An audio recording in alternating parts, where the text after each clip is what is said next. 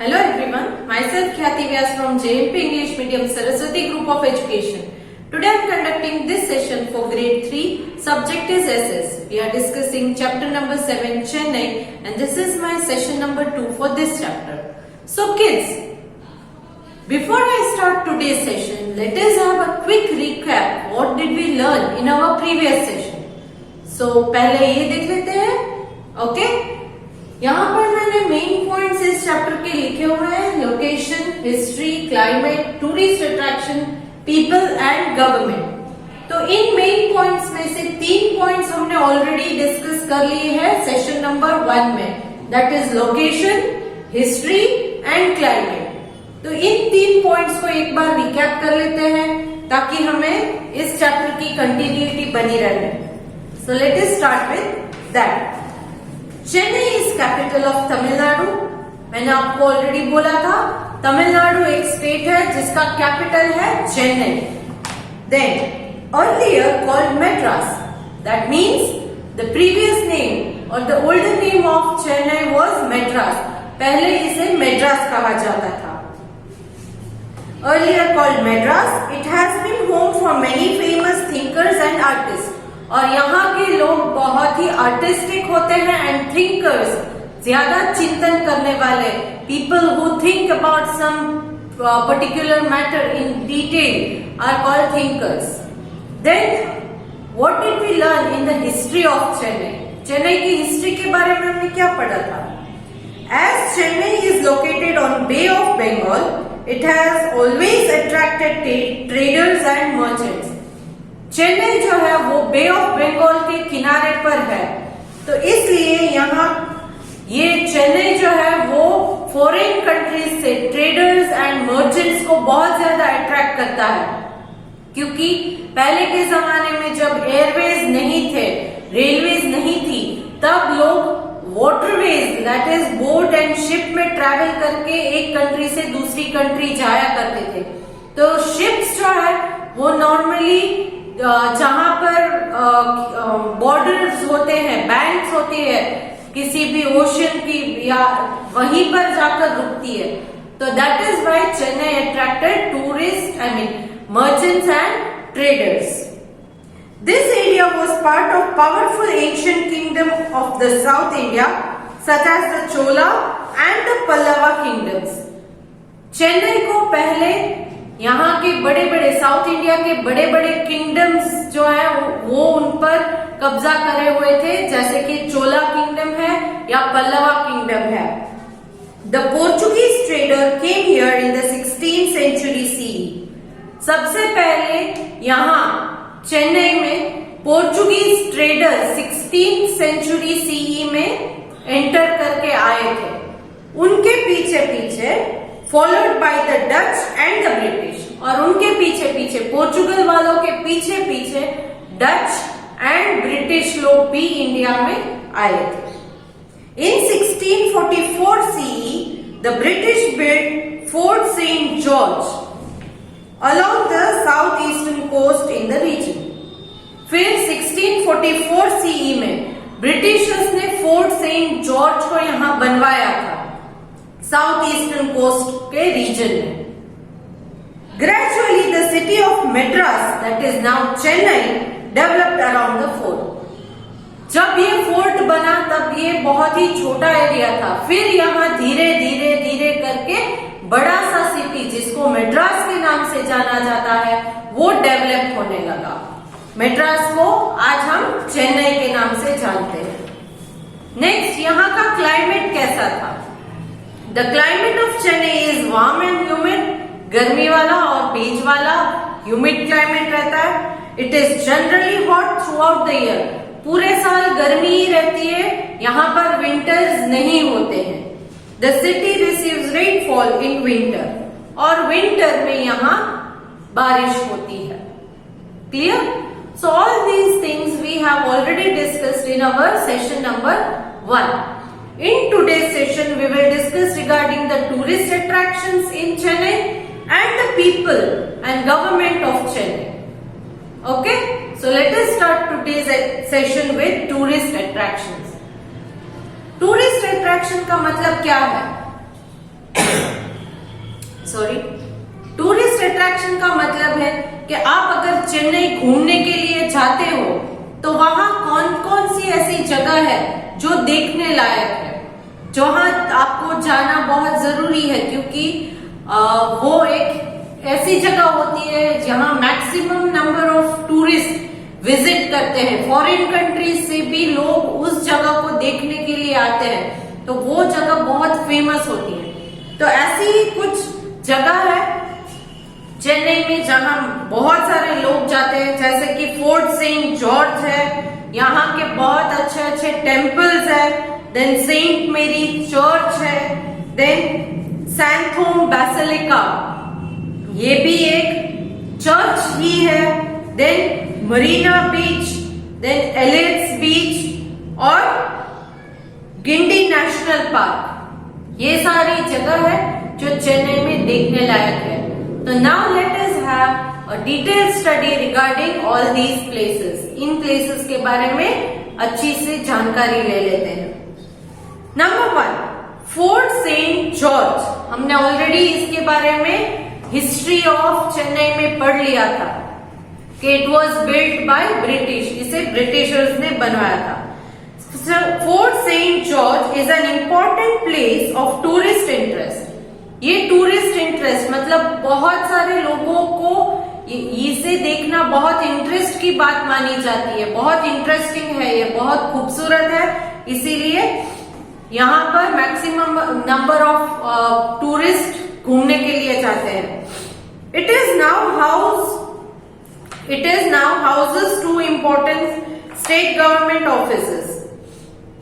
यहाँ आज Fort Saint George में गवर्नमेंट की 2 इम्पोर्टेंट ऑफिसेस है, that is the secretariat and the legislative assembly. यहाँ पर secretariat and the legislative assembly की 2 बड़ी बड़ी ऑफिसेस बना दी गई है। कहाँ पर? फोर्ट सेंट जॉर्ज में।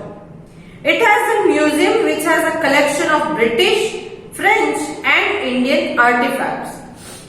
यहाँ फोर्ट सेंट जॉर्ज में एक म्यूजियम भी है जहां आपको देखने के लिए फ्रेंच, ब्रिटिश और इंडियन आर्टिफैक्ट्स मिलेंगे। What is artifacts? Objects made by person which are of historical और कल्चरल इंटरेस्ट। लोगों के बनाई हुए कुछ पुरानी चीजें जिसकी हिस्टोरिकल इंपॉर्टेंस या कल्चरल इंपॉर्टेंस होती है, क्योंकि वो बहुत खूबसूरती से उन्होंने अपने हाथों से बनाए हुए होते, without using much advance tools.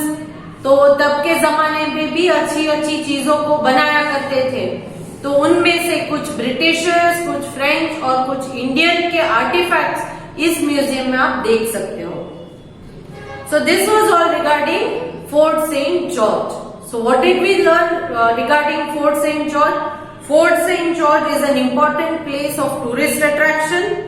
Then it is now houses 2 important state government offices. यहाँ पर state government की 2 important offices है Fort St. George में आज। कौन कौन सी? The Secretariat and the Legislative Assembly. ये गवर्नमेंट की 2 अलग अलग ऑफिसेस है जो फोर्ट सेंट जॉर्ज में लोकेटेड है। फिर यहाँ पर दे हैव अ म्यूजियम। इस म्यूजियम में French, British and Indian artifacts को रखा गया है प्रदर्शन के लिए। आप यहाँ जाकर उन्हें देख सकते हो। Next, Chennai has many beautiful temple which are known for their designs and towers called gopurams. यहाँ चेन्नई में बहुत ही खूबसूरत टेम्पल्स किसे कहते हैं?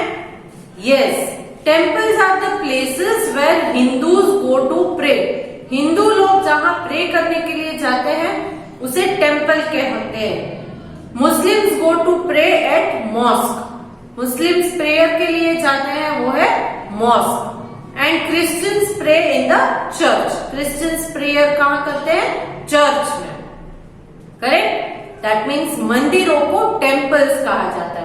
तो यहाँ पर बहुत ही अच्छे अच्छे मंदिर है, टेम्पल्स है, then which are known for their design. इन मंदिरों की खासियत ये है कि इनकी डिजाइन जो बहुत पुरानी भी है और बहुत खूबसूरत भी है। एंड द गोपुरम्स और द टावर्स। और इन मंदिरों के ऊपर जो है वो टावर्स लगे होते हैं जिसको हम गोपुर्स कहते हैं, gopurams. Gopurams means towers at the entrance of the temple. Temple के एंट्रेंस में एकदम ऊपर से जो टावर लगे होते हैं उन्हें कहते हैं गोपुरम्स। नेक्स्ट, तो ये थे टेम्पल के बारे में information. Chennai has many beautiful temples which are known for their design. उनकी डिजाइन बहुत अच्छी है, बहुत अच्छे तरीके से। उस जमाने में भी टेम्पल्स को इंजीनियर्स नहीं थे, आर्किटेक्ट्स नहीं थे, फिर भी बनाया जाता था। And the towers called the gopurams, और इन टेम्पल्स के टावर्स या गोपुरम्स भी बहुत ही ब्यूटीफुल है। Next, there are also a number of old churches. यहाँ पर बहुत सारे ओल्ड चर्चेस, क्योंकि यहाँ पर ब्रिटिशर्स राज करते थे, इसीलिए चर्च भी बहुत ज्यादा है। क्रिश्चियन लोग भी आज भी बहुत ज्यादा क्रिश्चियंस भी है चेन्नई में। तो there are many beautiful old churches, पुराने चर्च भी बहुत सारे, as Saint Mary's church. Saint Mary church ये एक चर्च का नाम है जो वहां पर लोकेटेड है, which was build by the British in 1680 CE। इस सेंट मेरी चर्च को ब्रिटिशर्स ने 1680 CE में बनवाया था। Then the Santhome basilica is another famous church. और एक चर्च है सैंथोम बेसिलिका, ये भी एक चर्च है। तो ये दो चर्च है जो देखने लायक जगह है चेन्नई, अगर आप जाते हो तो। So this was regarding the church. So सबसे पहले हमने पढ़ा था वो था फोर्ट सेंट जॉर्ज, जहां आज चेन्नई की गवर्नमेंट की दो इंपॉर्टेंट ऑफिसेस लोकेटेड है, secretariat and legislative. Then museum भी है फोर्ट सेंट जॉर्ज में। Then was the temples and then we learn regarding the churches. दो इंपॉर्टेंट चर्च है जो यहाँ देखने लायक है, एक है सेंट मेरीज चर्च और एक है सैंथोम बेसिलिका चर्च। तो ये दो चर्चेस हैं जो वहां देखने लायक है। सेंट मेरी चर्च को ब्रिटिशर्स ने 1680 CE में बनवाया था। Then there are some popular beaches in Chennai such as Marina beach and Elliot's Beach. क्योंकि ये बे ऑफ बंगाल के किनारे पर लोकेटेड है, इसीलिए बट ऑब्वियस है कि बीचेस बहुत सारे होंगे। तो उनमें से दो बहुत ही खूबसूरत और फेमस बीचेस हैं, Marina beach and the Elliot's Beach. Correct. आप मुंबई के बारे में हमने जब स्टडी किया था तब वहां जुहू बीच एंड चौपाटी के बारे में हमने पढ़ा था। तो यहाँ पर जो मुंबई था वो अरेबियन सी के पास था, चेन्नई है वो बे ऑफ बंगाल के पास है। और यहाँ के दो important and beautiful beaches are Marina beach and Elliot's beach. Then beside these there is a wild life park. वहां पर एक वाइल्ड लाइफ पार्क भी है। वाइल्ड लाइफ पार्क का मतलब ये है जहां पर वाइल्ड एनिमल्स को प्रिजर्व करके, रिजर्व उनको बचाकर they protect them from being hunted, killed etcetera. उन्हें हंटिंग से बचाने के लिए, उन्हें लोग मार डालते, उनसे बचाने के लिए यहाँ पर नेशनल पार्क है, तो उनको प्रोटेक्टेड रखा जाता है। Beside this there is a wild life park named the Guindy national park.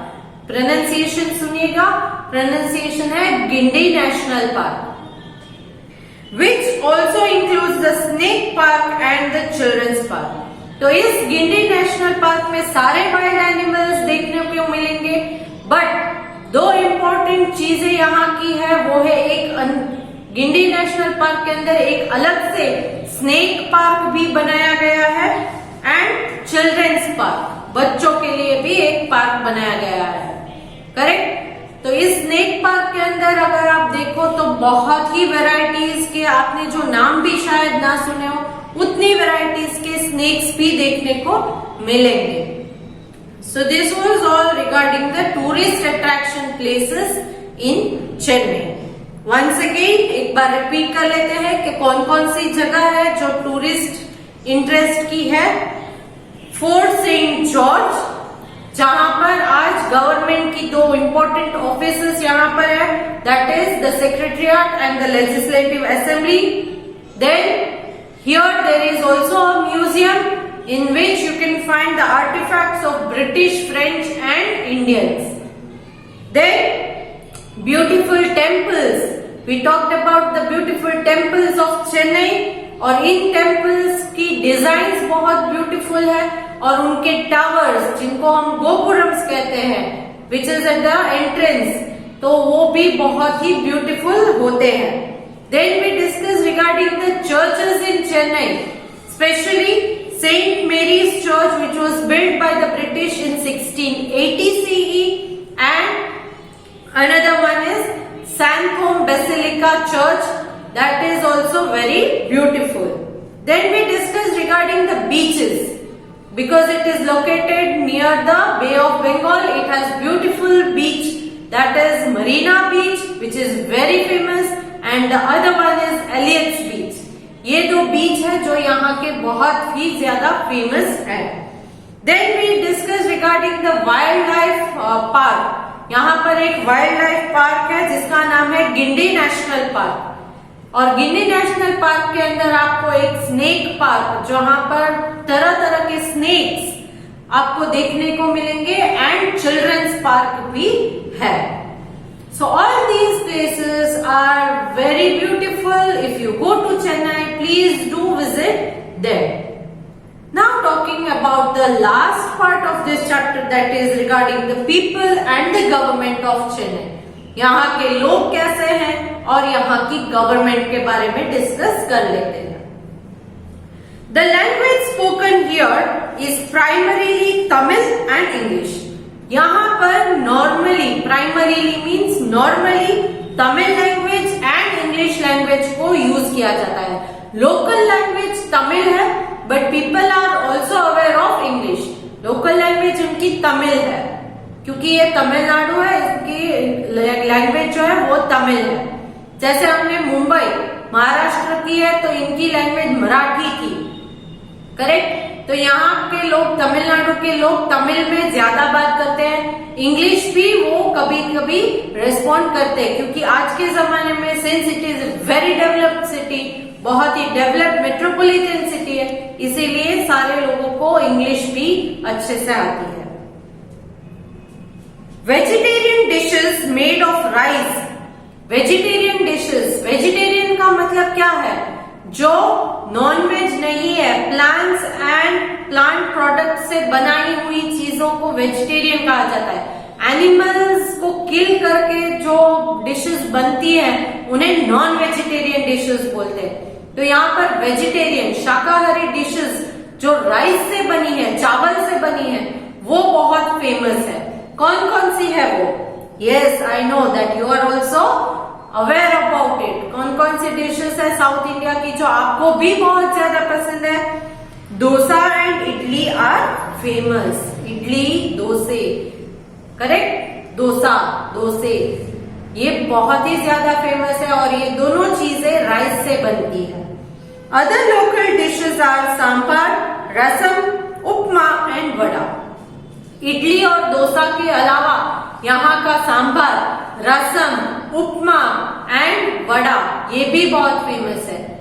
Normally अब क्या हुआ है कि चेन्नई में जो ये सारी चीजें फेमस है, वो लोग इतना पसंद करते हैं कि हर सिटी में, इंडिया के हर सिटी में ये अवेलेबल है। अब तो फॉरेन कंट्रीज में भी अगर आप जाओगे तो साउथ इंडियन कुजीन आपको मिलेगा ही मिलेगा, करेक्ट। तो ये बहुत ही ज्यादा फेमस है। Then the people of Chennai are fond of music and dance. यहाँ के लोगों को म्यूजिक और डांस का बहुत शौक है। Bharatanatyam is a well known dance of this day. क्योंकि इनको डांस बहुत ज्यादा पसंद है, तो किस टाइप का dance? That is Bharatanatyam. Bharatanatyam is famous dance form of Chennai. Carnatic music is popular here.